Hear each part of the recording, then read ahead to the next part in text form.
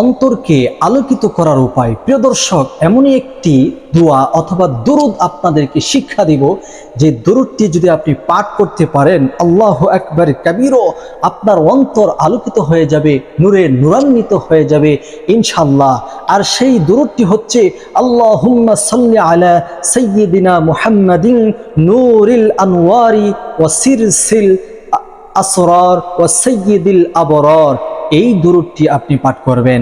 আল্লাহ পাক এই দুরূদ শরীফ নিয়মিত পাঠ করলে নিজ কলবে নূর পয়দা করে দিবে ইনশাআল্লাহ।